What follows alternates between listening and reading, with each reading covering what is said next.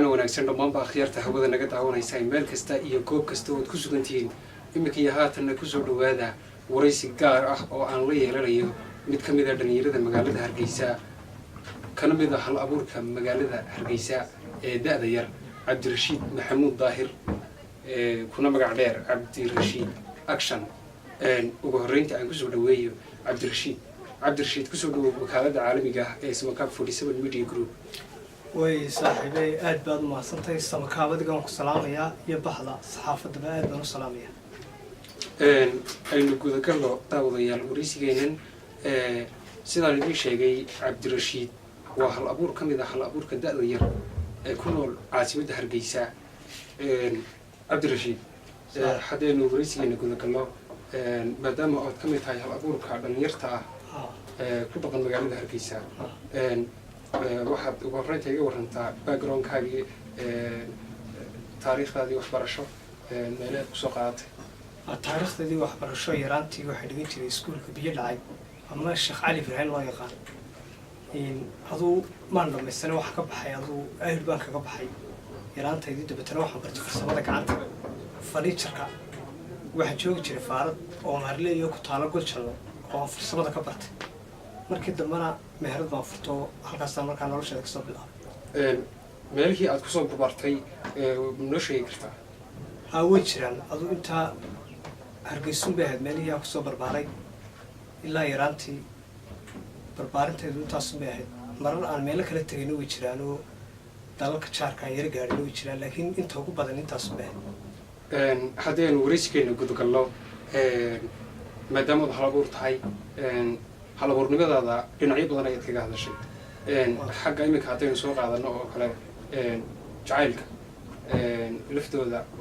ma hal abuurtay maansooyin ama gabayo la xidhiidha haa way jiraan jacaylka laakiin maadaamay inagu soo fool leedahay bishii 18 May ee qarnamada Jamhuuriyadda Somaliland waxaan ka doorbiday inaan ka sheekeeyo jacaylka inaan kaga hadlo bisha qadiyadeeda ka hadlo waayo haddii aan qof ka sheekay haddii aan ilaahay bilaayo way jeceshahay ma jecelay qof baa ka sheekeynaya laakiin waxaan ka doorbiday inaan ummadda ka sheekeeyo qarnamada Jamhuuriyadda Somaliland taasi waa xaaladda imika taagan laakiin iyada lafteeda wax ma ka hal abuurtay haa waan hayaaba laba maasan hayaa oo iyada aan ugu talagalayba sidii aan ugu qayb geli lahaa 18 May waaye intaanaan maansooyinka jacaylkaa gudagelin waxaad sheegtay in aad hal abuurtay maanso ka hadlaysa qarannimada Jamhuuriyadda madax bannaanida Somaliland maansada lafteeda bal iyada waxaan u baahanahay in aad noo dulmarto waa si wanaagsan dhinacyo badan bay taabanaysaa marxalado badan oo ka hadlaysa waxaa bilaabayaa maasada dagaagilan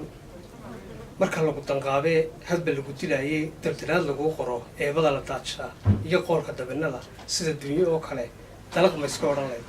inkastoo dixdaa iyo dariiq qaado socotaa daariyo dhib leeyahay hawshaa dagaagilan adiguba ma deedeyn doo kuu bannaaniyo doo kalaadu leexato waxaa laga diqoodo dadka lagula yaabiyo ma samayn dacaayade waxay daymadaydaa dadka aani garanayn dulucdayda faan iyo digashada u wadaan anigaa digtoonaan abidkay dareen qabin aadmiga dagaal iyo ka filinin duulaan qaari dardaarmiyo ruux tabanayo dhigay daydaya intaan idhi weligay ma dabagelin ha yeeshee ducaalow dakharaan ilaawiyo waxaan daayay baa jira doogtiyo xanuunkana dani ii qarsoon iyo waxaan taala dadayaa iyo kugu dilaacine dufku waa halkiisii qaar nabaro dooxaa daardaaro boogto duuggeeda soo faqay anna kama dawoobee dayayaana kala gura duuniyo waraabaa isu diida noloshee waxa kala diladaye haddana istaba dhigay matakana fogaataa anigoo dareensiin dibnahaa ka sheegayn hoos nagu daadegin waxa ii dahsoonaa cidda aan la doonayo doodayda maansada dadku soo ma garan karo wax laguu daliiliyey damac yeelal maayo hadal kuma dibiriye iyadoo dahaadh kale uga qaado duudu taariikhda duugga leh ruux dooriyaa jirin ninka sii dadadaye dababase ha dhowtow arbay dan ku tahay dadka ruux ku diidaa weligaa ku doonayn daris iyo walaalnimo kuma wada degaynee nina daydayayow dibu noqosho iyo xamar yaa igu dirqii karaa horena isu diidneye joogoyna kala daa hadal laga diqoodo dadka lagula yaabiyo ma samayn dacaayadii halka dooqu ii galay dambay anigay tahay duumada xanuun iyo kuwa cudurku duray ee abidkoo dareen qabin anigoo ku diganayn waxaan duunyadaa iyo inta ii dareertee darka ceelka soo tuban uga sii durkinayaa saan diifta haysiyo daadkoodu ii iman halku deedeaayiyo wuxuu doonayuu rabo ma qof baa danaystaha damaciisa garanayn ninka shalay ku dooxee gowracay dadkaagii cadow duulo oo xumi kuma daayo weligaa mar hadduu dambiiluhu dabacsanida kaa helo degalkiiyo dhulkaagana goor kale ku daawado adigay damane iyo doqoniimo kuu tahay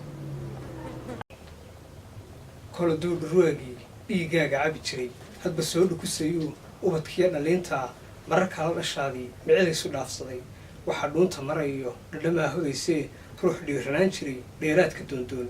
inaan wada dhammayno isu soo dhowaaniyo ma jeclaan dhulbi iyo waxaynaan ku dhaafsado aan sii dhexgala oo gaargaar u kala dhigo ruux dhoobdhoobo oo beentiisa dhuraya dhabba ha iska moodee dhismaheenna muuqiyo dheeheenna kala duwan dhaqanaan wadaagniyo dhalashadu ha joogtay yaa dhiiladaadiyo dhalanteedka beenta ah rurun looga dhigayaa maa lagu dharbaaxo inta cashar lagu dhigo dhiidhiibsi lagu baro adigoo dhaqaaqoo dhiiriyo tallaabada waxaa jira dharkaynow marar aanad daadayn dhaba kuu bannaan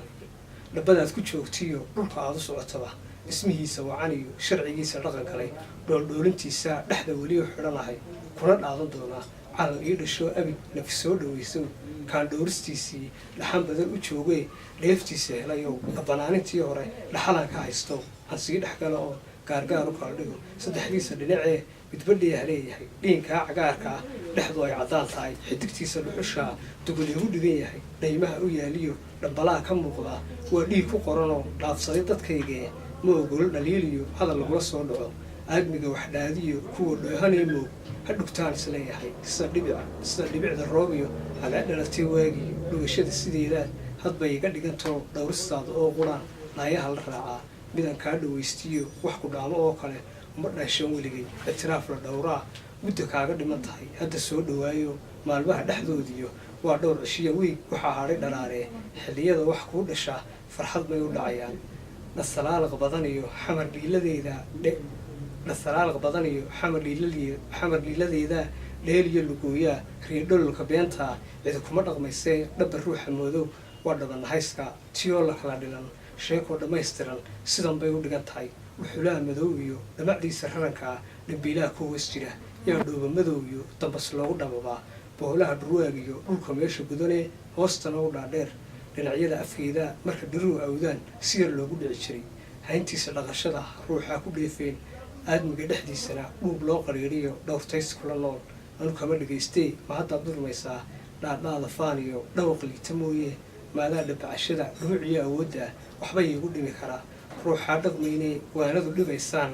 halka loo dhaqaaqayo islaa ka dhaadhici ubadkiya dhallaankaa dhalandhoorka ciil qaba ee dhimana noolayn dhagxumada la kowsaday kuwa dhabarka saartee dhicin laa xaqooda ceebaha ka dhiidhiyin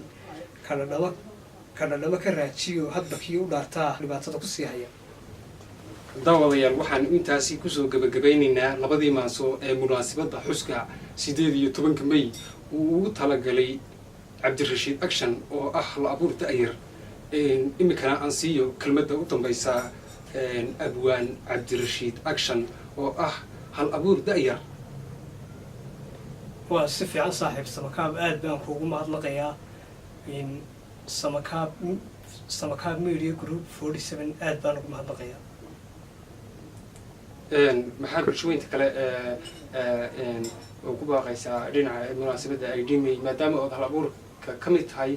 gugaabiya shacbiga waxaan ugu baaqayaa kolley nabaddu waa shayga u qaalisan haddaan nabad jirin wax suurtogeliyaa ma jiraan